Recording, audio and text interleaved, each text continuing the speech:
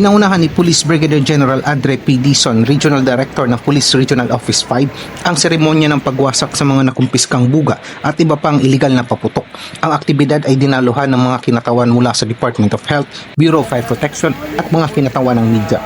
Layunin ng naturang aktibidad na ipakita ang seryosong pagsusumikap ng kasurog camps na mapigilan ng pagpapakalat at paggamit ng mga iligal na paputok na nagdudulot ng banta sa kaligtasan ng publiko, lalo na sa panahon ng Kapaskuhan at pagdiriwang ng bagong taon.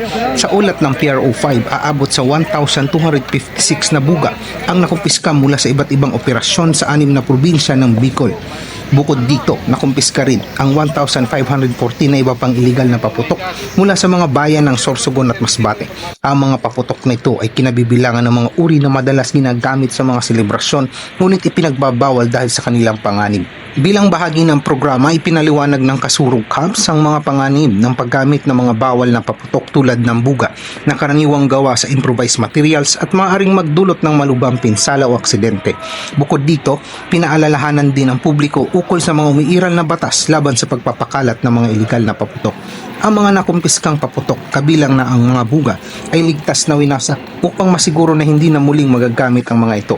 Patuloy naman na nananawagan ng PRO5 sa publiko na suportahan ang kanilang kampanya laban sa mga iligal na paputok at tumulong sa pagpapalaganap ng kaalaman ukol sa ligtas na pagdiriwang ng bagong taon.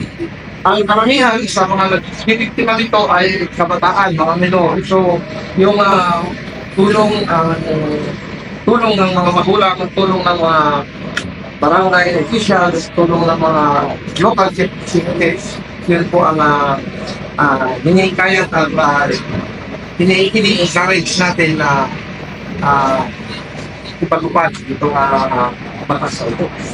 So sa ngalan po ng Police Regional Office 5, patuloy po tayo, hindi tayo nito, walang upahin natin ipapasupan ang mga ordinansa, mga batas na umiral na may kaugnayan sa pagtungkol at illegal na kami po ay nagkikita din sa sampay natin po lang pagsalubong, mapayapa, ang ligtas na bagong taon. Maraming salamat po, Carlos Sorella.